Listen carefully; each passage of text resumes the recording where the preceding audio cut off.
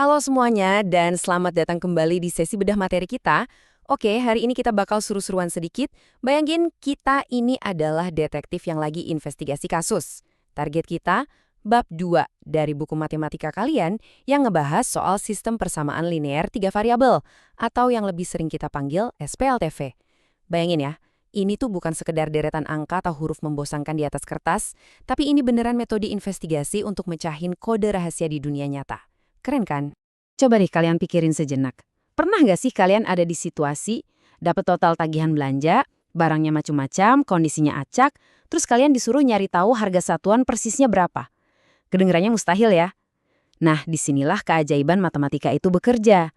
Pakai logika linier, kita tuh bisa ngungkap fakta-fakta tersembunyi dari skenario sehari-hari, cuma modal beberapa petunjuk awal.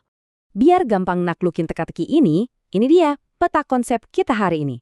Pertama, kita bakal belajar merumuskan model matematika. Terus, konsep dan bentuk umumnya. Ketiga, metode penyelesaian. Dan terakhir, siap-siap buat tantangan HOTS. Oke, langsung aja kita masuk ke bagian pertama, merumuskan model matematika. Ini bagian di mana kita nerjemahin masalah sehari-hari ke bahasa matematika. Berdasarkan sumber materi kita, mari kita bedah kasusnya Pak Panjaitan. Beliau ini petani yang lagi butuh 3 jenis pupuk, urea, SS, dan TSP. Nah, ketiga pupuk ini ibarat persangka misterius kita. Kita tahu total uang yang dihabiskan, tapi kita harus cari tahu persisnya berapa banyak karung dari masing-masing jenis pupuk yang dibeli. Nah, ini dia data mentah yang kita punya. Harga urea itu Rp75.000 per karung, SS Rp120.000, dan TSP Rp150.000. Total pupuk yang dibeli Pak Panjaitan ada 40 karung, dan total uang yang keluar adalah Rp4.020.000. Oh, ada satu petunjuk ekstra nih. Pemakaian pupuk urea ternyata 2 kali lipat lebih banyak dari pupuk SS. Kebayang nggak sih gimana data-data ini nanti bakal saling nyambung? Untuk mecahin kasus ini, kita harus ngelakuin abstraksi. Gampangnya, kita kasih label buat hal-hal yang belum kita ketahui. Kita misalkan X itu kuantitas karung urea, Y untuk karung sesek, dan Z untuk karung TSP. Udah deh, ini dia pondasi utama dari sistem 3 variabel kita. Oke, tahan sebentar. Waktunya pause and think. Coba kalian renungkan dari masalah Pak Panjaitan tadi. Pas kita nulis X, Y, dan Z, sebenarnya nilai spesifik apa sih yang lagi kita kejar buat ditemuin? Yap, bener banget. Tujuan akhir kita itu nemuin kuantitas atau jumlah pasti per karung dari setiap jenis pupuknya. Begitu variabel ini udah kita tetapkan, gampang. Kita tinggal terjemahin petunjuk tadi jadi persamaan. Contoh nih, karena total karungnya 40, kita bisa langsung tulis X ditambah Y ditambah Z sama dengan 40. Masuk akal dan terstruktur banget kan? Lanjut ke bagian kedua. Konsep dan bentuk umum SPLTV. Kira-kira apa ya yang bikin sistem ini beda dari persamaan biasa?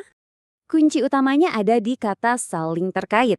Jadi, sistem persamaan linear 3 variabel itu adalah kumpulan persamaan yang punya tepat 3 variabel. Tapi ingat, mereka nggak bisa berdiri sendiri-sendiri ya. Ketiga persamaan itu harus berbagi variabel X, Y, dan Z yang sama, biar kita bisa dapat satu himpunan penyelesaian yang pas buat seluruh sistemnya. Sekarang mari kita tes insting detektif kalian lewat kuis singkat. Coba perhatiin 2 set persamaan ini. Di sebelah kiri ada X ditambah 0Y ditambah 0Z sama dengan negatif 2. Di kanan ada 1 per X ditambah 1 per Y ditambah 1 per Z sama dengan 2. Pertanyaannya, yang mana dari kedua pilihan ini yang merupakan bentuk valid dari sebuah SPLTV? Dan jawabannya adalah yang di sebelah kiri. Kalian mungkin agak terkecoh ya gara-gara ada angka 0 di situ, tapi nyatanya X ditambah 0Y ditambah 0Z sama dengan negatif 2 itu adalah persamaan linear yang 100% valid di SPLTV. Kalau yang sebelah kanan, pecahan dengan variabel di bagian penyebut kayak 1 per X, itu bikin dia jadi persamaan non-linear. Kalau disederhanakan, malah bakal ada perkalian antar variabel, dan itu jelas melanggar aturan persamaan linear. Oke, sekarang masuk ke bagian ketiga, metode penyelesaian. Waktunya kita bongkar alat tempur investigasi kita. Ini dia 3 perkakas andalan kita. Ada metode eliminasi, di mana kita singkirkan variabelnya satu persatu. Ada metode substitusi, buat ngeganti satu variabel dengan ekspresi dari variabel lain.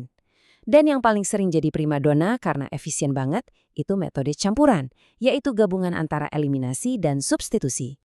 Biar makin paham, mari kita terapin ke kasus real dari sumber bacaan kita. Katanya jumlah 3 bilangan itu 45.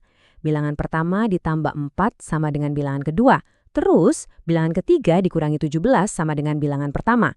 Lihat deh gimana kita bisa langsung nyulap kalimat-kalimat ini jadi 3 langkah persamaan matematis yang presisi.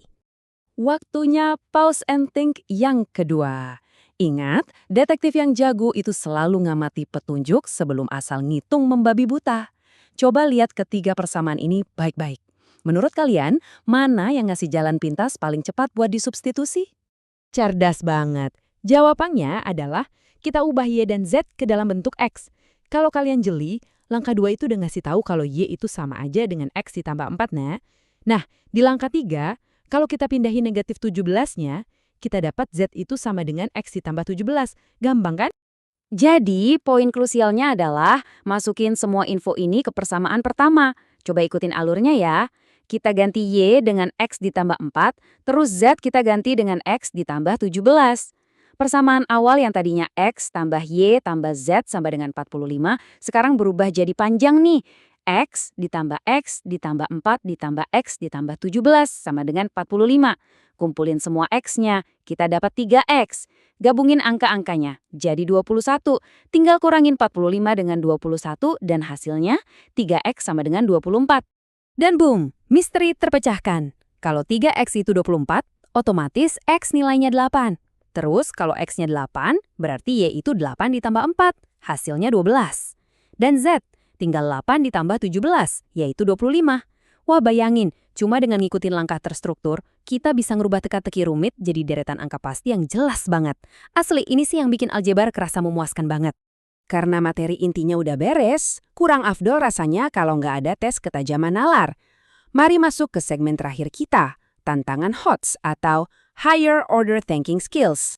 Saya ambil studi kasus ini langsung dari uji kompetensi bab 2. Gini ceritanya. Di sebuah pabrik, ada mesin A, B, dan C yang bikin lensa. Kalau mesin A dan B kerja bareng, mereka bisa bikin 5.700 lensa seminggu. Kalau B dan C, jadinya 5.800. Sedangkan kalau A dan C yang jalan, hasilnya 4.200. Pertanyaannya, berapa banyak sih tepatnya lensa yang dihasilkan oleh masing-masing mesin secara individu? Saya nggak bakal ngasih tahu jawabannya ya. Saya tantang kalian buat pakai metode yang baru aja kita pelajarin. Coba bikin model SPLTV-nya dan tulis jawaban kalian di kolom komentar. Nanti saya cek siapa aja yang berhasil mecahin teka-teki ini. Kalau penjelasan kita kali ini ngebantu kalian memahami matematika yang kompleks jadi jauh lebih gampang, jangan lupa pencet tombol like dan subscribe. Sampai jumpa di investigasi matematika kita selanjutnya.